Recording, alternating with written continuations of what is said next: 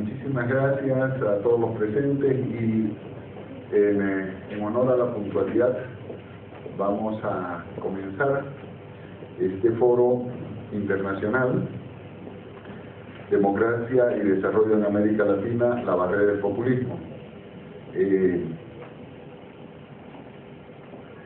primer lugar, vamos a ceder la palabra al licenciado Óscar Ortiz Antelo, presidente de la Fundación Nueva Democracia, que va a hacer una introducción al seminario, le va a dar la bienvenida a nuestros ilustres visitantes y va a hacer una presentación sobre el caso Bolivia.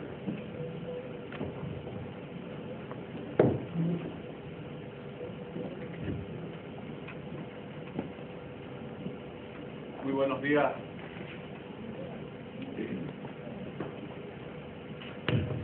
Muy buenos días a todos los presentes.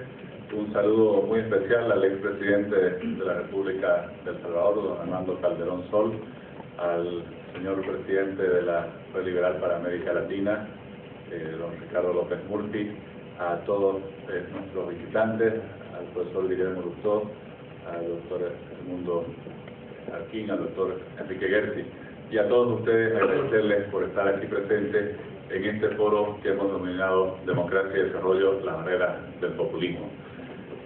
Primero, explicarles, recordarles que este foro lo estamos haciendo un día en el cual en muchos países del mundo los movimientos que luchamos por la libertad, por la democracia, por los derechos humanos, recordamos el Día de la Libertad, porque un día como hoy cayó el muro de Berlín y con eso finalizó primero la opresión de muchas naciones, pero sobre todo se abrió un nuevo espacio de democracia y libertad que ha ido creciendo en el mundo. La Fundación Nueva Democracia es una entidad sin fines de lucro, creada hace 4 años con la finalidad de, primero, difundir las ideas y los principios que sustentan una sociedad abierta, una democracia plena, una sociedad de personas libres y el emprendimiento. En el fondo queremos promover los principios que sustentan la libertad. También buscamos promover el debate y las investigaciones sobre todas aquellas áreas de políticas públicas, de democracia, de gobernabilidad, a fin de fortalecer, por un lado, nuestras condiciones para vivir en el marco de una sociedad democrática, pero también para sentar las bases del progreso económico y social. Y algo que para nosotros es fundamental y ocupa el centro de nuestras actividades es la promoción de la formación de liderazgo, especialmente en grupos como jóvenes, mujeres e indígenas. Como introducción al foro, voy a hacer algunas referencias al caso boliviano, que es algo que la mayoría de los presentes aquí conocemos y sufrimos, pero solo quisiera destacar algunos puntos.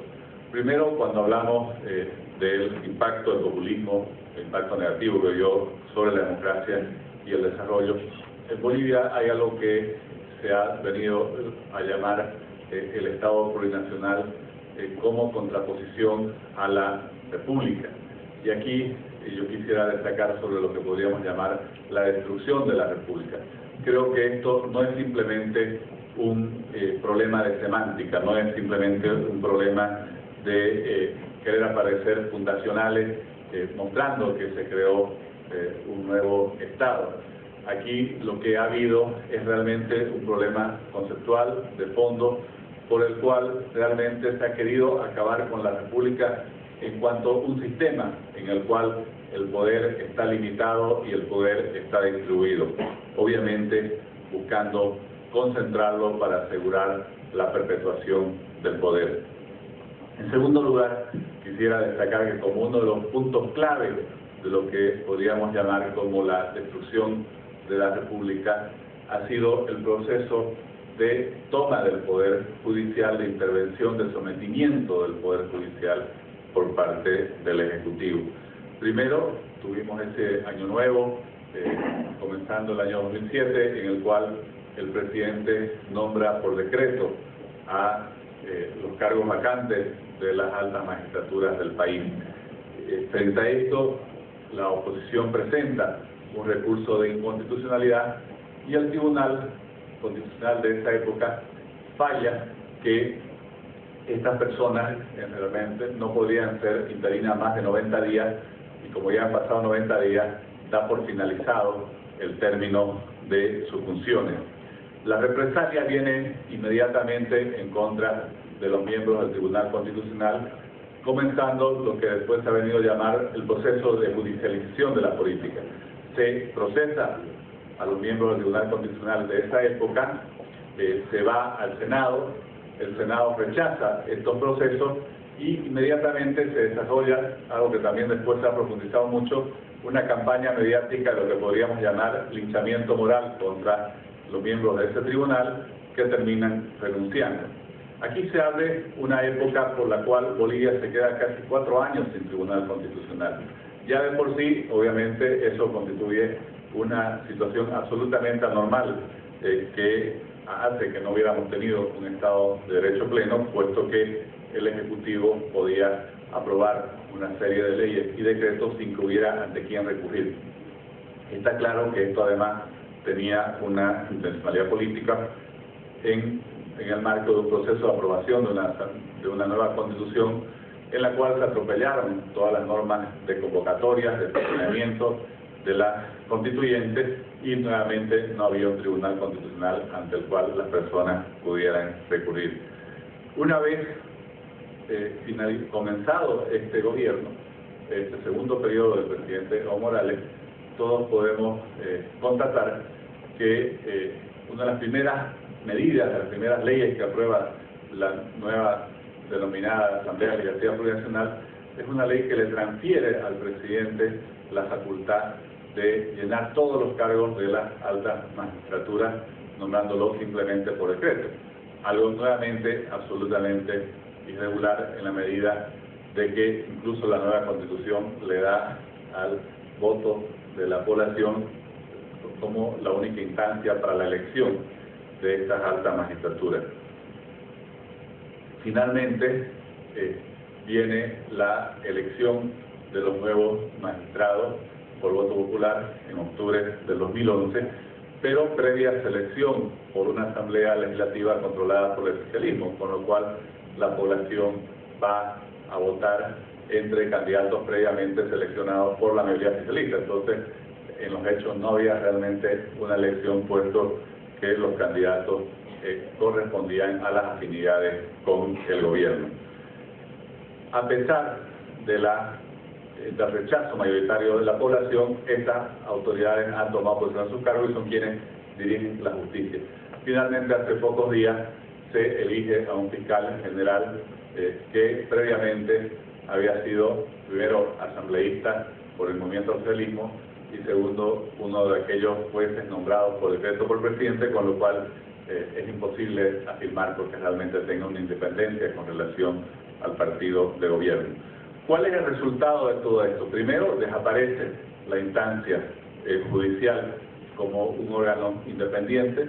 Segundo, se consolida la judicialización de la política en un marco también en el cual se multiplican todos los procesos judiciales a cualquier posición crítica que pueda asumir, ya sea un líder político o un líder de opinión, y obviamente se genera una sensación de indefensión que provoca lo que yo llamo una autocensura generalizada.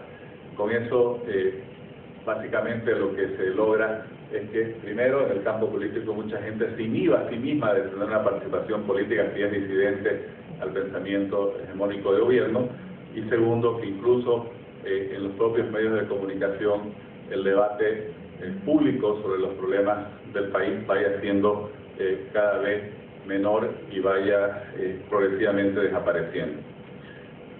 Primer punto que quería destacar como relacionado a la destrucción de la República. El segundo es, al final, cuál es el fondo de la reforma a la Constitución.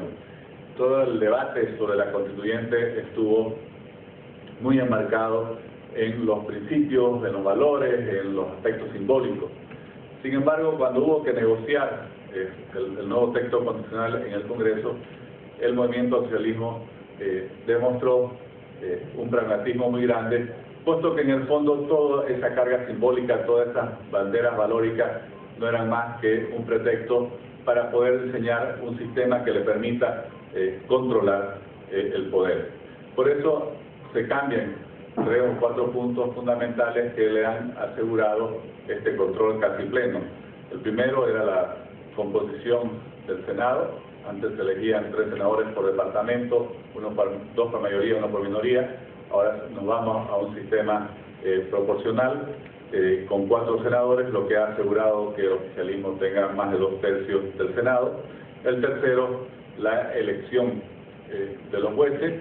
Con ese mecanismo previo de selección que ya comentamos, obviamente se aseguran que los candidatos sean afines a quienes los han preseleccionado y por lo tanto el resultado de la elección se vuelve casi irrelevante, todos son afines al gobierno. Y el tercero, la elección del Tribunal Electoral, por el cual en un espacio autonómico se debía haber dado la posibilidad a que sean las asambleas departamentales las que eligiesen los miembros de los tribunales electorales departamentales, pero sin embargo simplemente se les da la posibilidad de que puedan elevar ternas por 2/3 a la Asamblea Plurinacional, quien es la que finalmente realiza la selección final.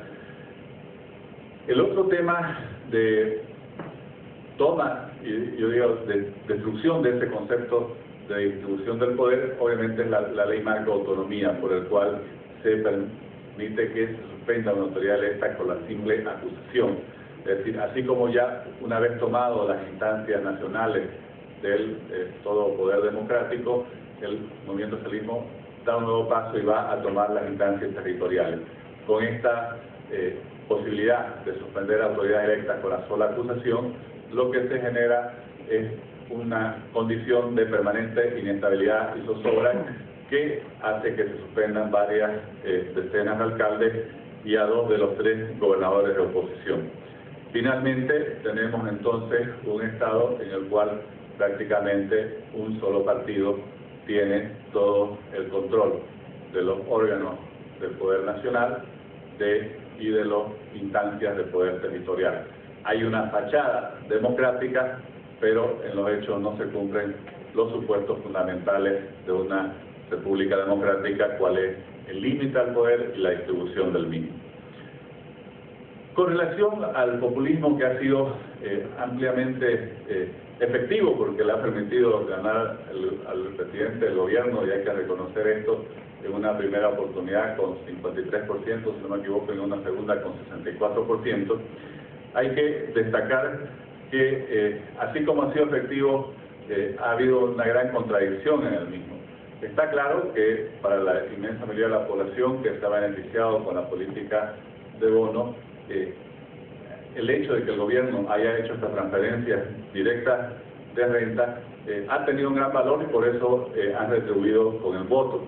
Sin embargo, cuando analizamos realmente lo que se ha hecho en concreto, veremos que es muy poco, por lo menos si estamos hablando de lucha contra la pobreza y de política social.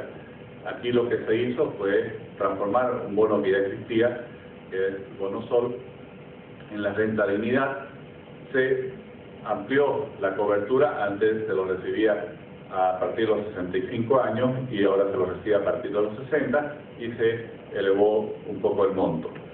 Se creó el bono Juancito Pinto, que es un bono que se entrega paradójicamente, a diferencia de lo que se hace en todos los gobiernos que han implementado este tipo de políticas sociales, que entregan los bonos de incentivo escolar al comienzo del año escolar. Aquí se lo está entregando al finalizar el año escolar, con lo cual no tiene mucho sentido el incentivo, muestra que es más político.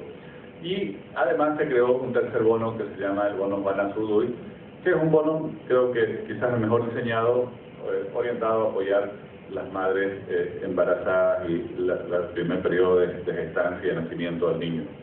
Sin embargo, cuando analizamos cuánto representan estos bonos, no pasan los 400 millones de dólares, de los cuales ya existían 200. Lo que nos muestra realmente un incremento mínimo con relación a la inmensa cantidad de recursos extraordinarios que está administrando el actual gobierno.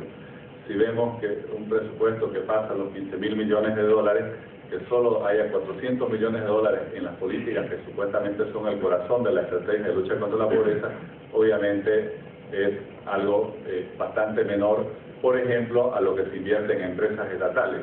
Hay una realidad aquí, se ha dado más prioridad a la multiplicación de empresas estatales que a al desarrollo de verdaderas políticas sociales.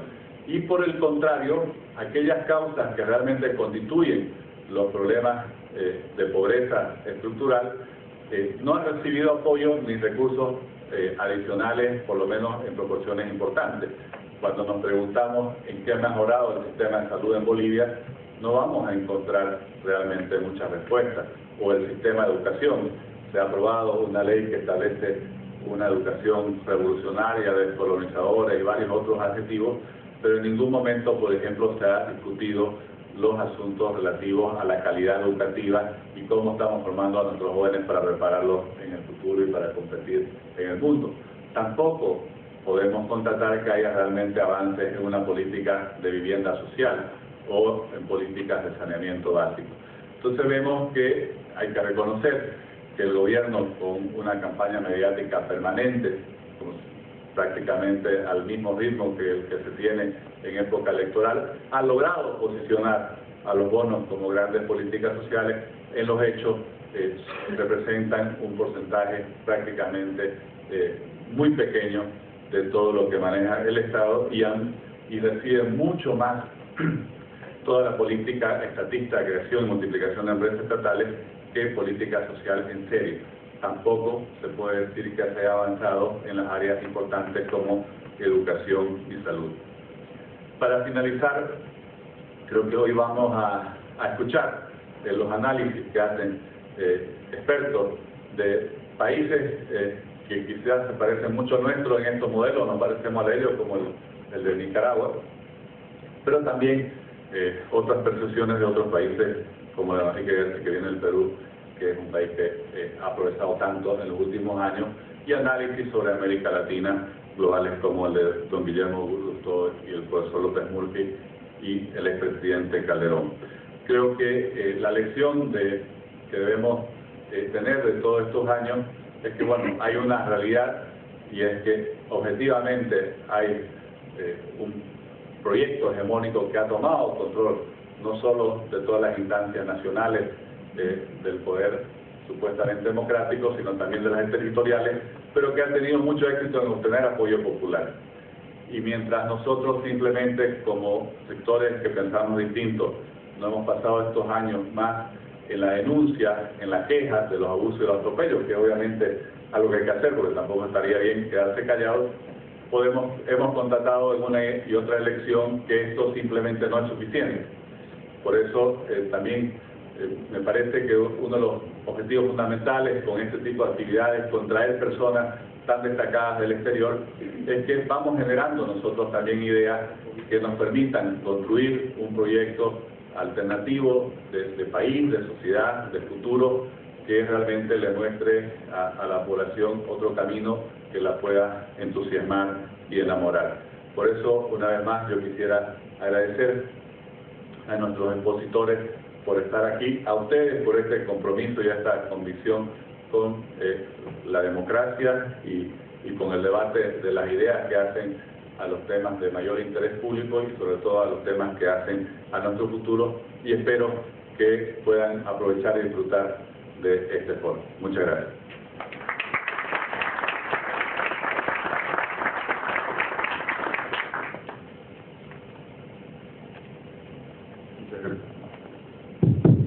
Muchas gracias al licenciado Ortiz.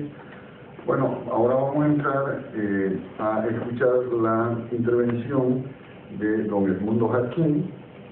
El modelo del populismo autoritario en América Latina se denomina su disertación. Permítanme un minuto para comentarles un poco respecto al currículum de don Edmundo Jarquín. Él es abogado y economista, especializado en políticas públicas, ha sido candidato a la presidencia de Nicaragua, ha sido profesor universitario, ministro de Estado, ministro de Cooperación Externa del gobierno de Nicaragua, embajador ante los gobiernos de México y España, diputado, tiene una amplia trayectoria de servicio público, además de desempeñar funciones en el Banco Interamericano de Desarrollo, como jefe de la División de Estado, Gobernabilidad y Sociedad Civil.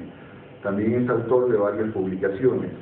Antes de ceder la palabra, yo quisiera recordarle tanto a los panelistas como a nuestra distinguida concurrencia que este panel está previsto bajo la siguiente modalidad.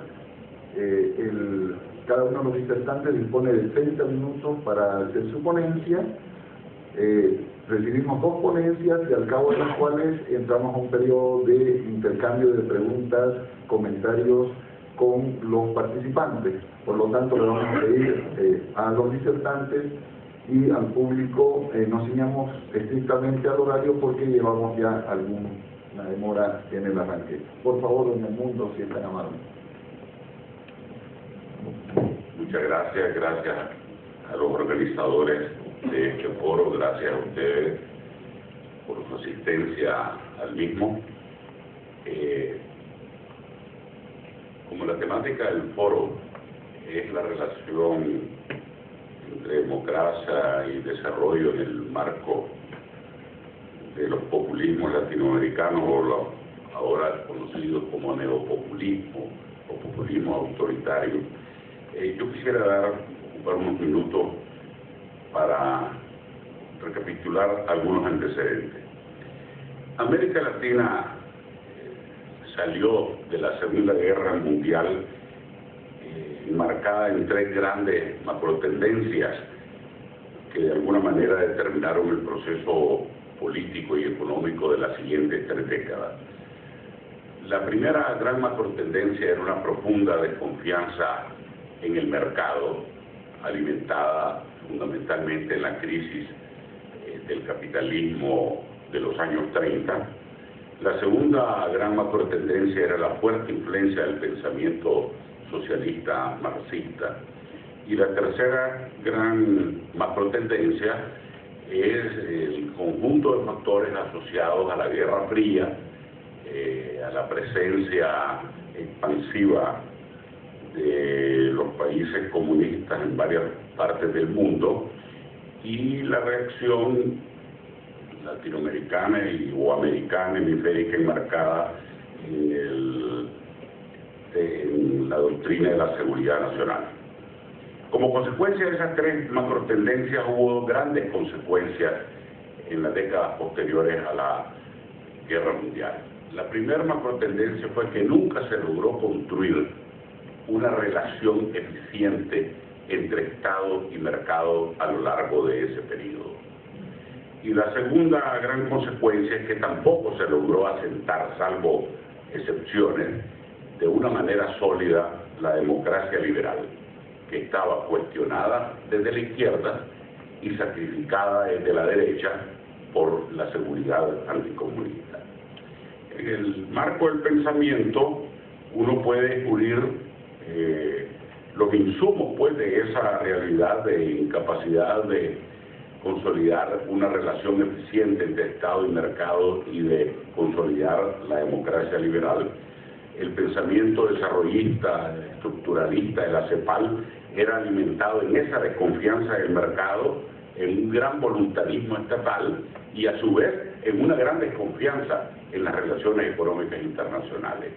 La teoría de la dependencia de fuerte cuño latinoamericano, con mayor influencia marxista que del pensamiento marxista que la CEPAL, vino a acentuar todas esas tendencias del pensamiento asociadas al pensamiento cepalino, y autores contemporáneos precisamente ubican ahí en esa desconfianza del mercado y en las relaciones económicas internacionales y el gran exceso de voluntarismo internacional el rezago de América Latina en relación, por ejemplo, a los países del este asiático que hacían justo todo lo contrario, excepto en materia del Estado, pero se estaban abriendo a la inversión extranjera y a las regulaciones económicas internacionales. Este contexto de pensamiento y de realidad duró aproximadamente 3 décadas en el tránsito de fin de los años 70 a fin de los años 80, nos trasladamos a un nuevo paradigma por el agotamiento de ese modelo de desarrollo, por el amplio proceso de democratización que los estudiosos lo sitúan en 1978, su inicio en el Ecuador, y por el fin de la Guerra Fría. Y al fin América Latina pareció a principios de los 90, finales de los 80, que alcanzaba un consenso societal básico en torno a la democracia liberal, la economía de mercado y la apertura externa. Fueron los años de gran optimismo a nivel regional. Los años 90 se creía de que al fin teníamos una casa común, ideológica, política, la variedad de fuerzas políticas que competían en cada uno de los países. De hecho, muchos de los movimientos guerrilleros, muchos de los viejos partidos comunistas o socialistas renunciaron pues a la utopía, entre comillas, del socialismo soviético, del socialismo cubano, y se creó pues ese escenario de consenso que lamentablemente no duró mucho. Poca atención se presta en general al hecho de que el establecimiento de este consenso político en torno a la democracia liberal, economía de mercado y apertura externa se empezó a ver desafiado por el hecho de que entre 1978 y el 2003 el crecimiento promedio del ingreso per cápita en América Latina fue únicamente del 16%. Exceptuando Chile, que durante ese largo periodo, un cuarto de siglo, más que duplicó el ingreso per cápita, el crecimiento promedio en 16 años acumulado fue del 16%. En ese mismo periodo, los Estados Unidos, que arrancaban de un nivel de ingreso bastante superior, incrementaron en un 57% el ingreso per cápita, Europa en el 55% y otros países del este asiático 150, 200, 250, 500%. Entonces, en ese contexto de muy poco crecimiento económico, de una enorme democratización cultural en términos de acceso a los medios de comunicación para la casi totalidad de la población, se generó una enorme brecha de expectativas entre lo que se podía ser y tener y lo que realmente se era y se tenía.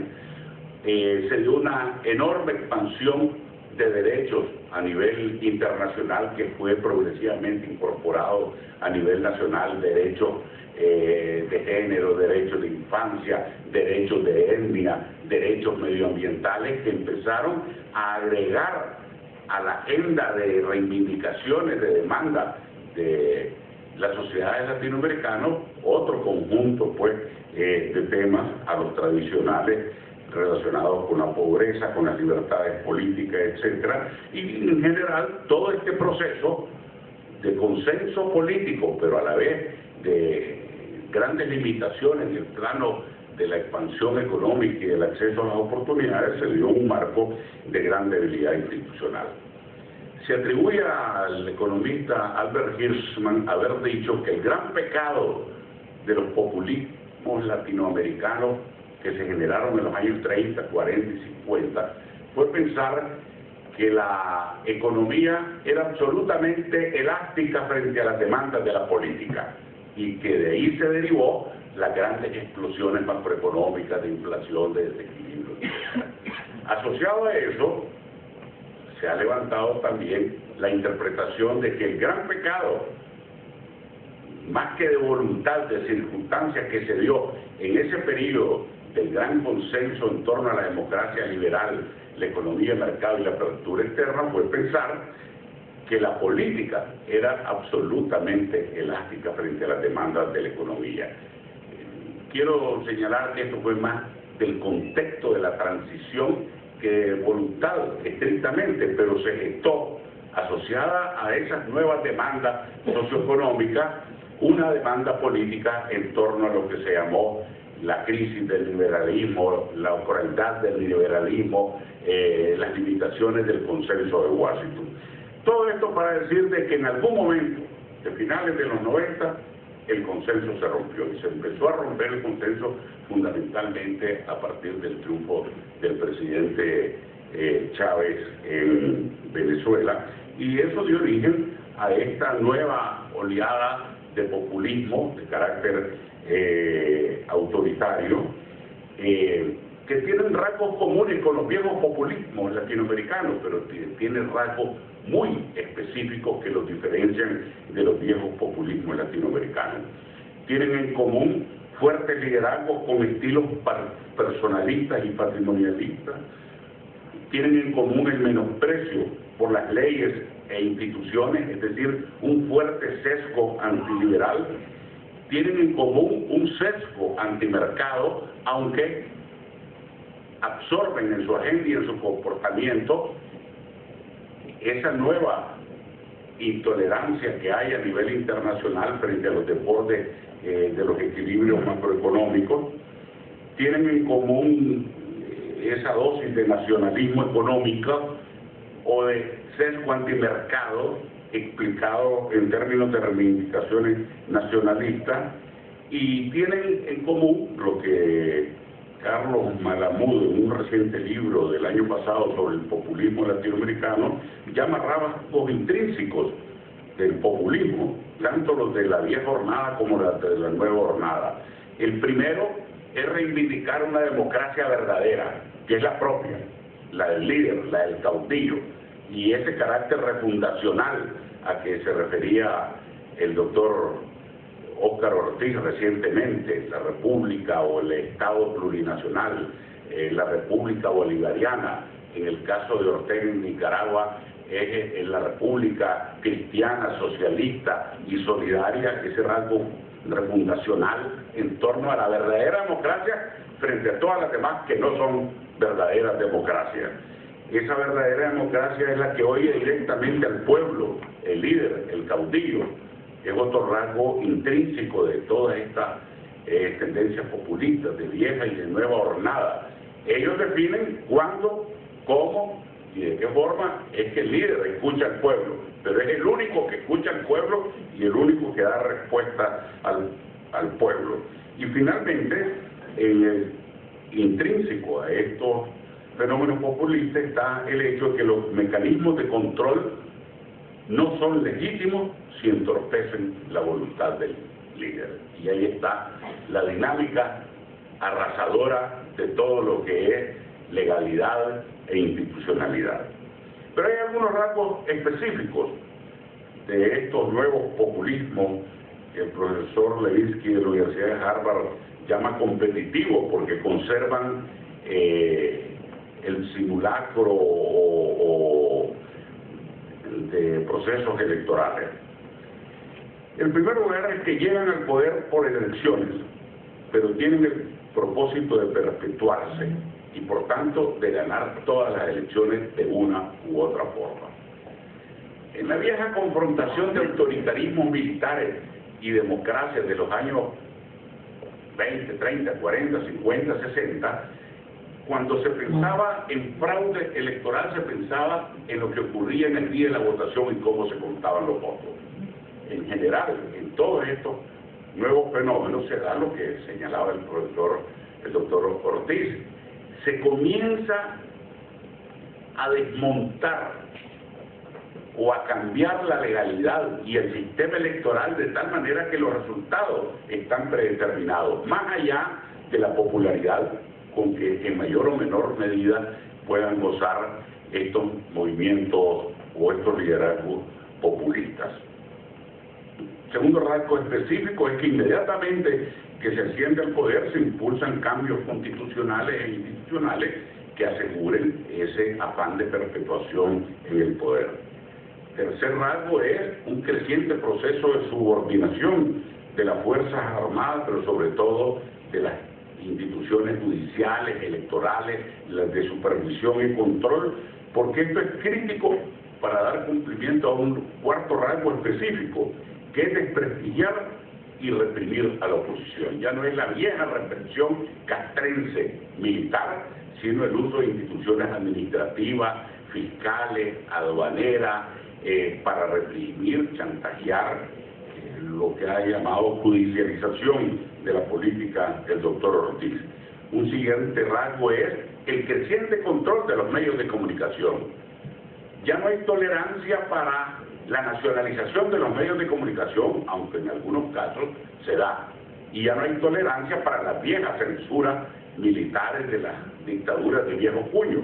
Ahora es la compra, la cooptación de los medios de comunicación hasta llegar prácticamente a un copamiento total de los medios de comunicación. Otro rasgo es establecer el monopolio de la calle. Ya no a través de las Fuerzas Armadas directamente, sino a través de organizar suertes de milicias populares, en Nicaragua llamadas turbas, fuerzas de choque, que garanticen el monopolio de la calle y con esto profundizar la sensación de inevitabilidad del caudillo. Si los votos no cuentan y la calle no puede ser utilizada, pues se va estrechando los márgenes de reacción de quienes se le enferman.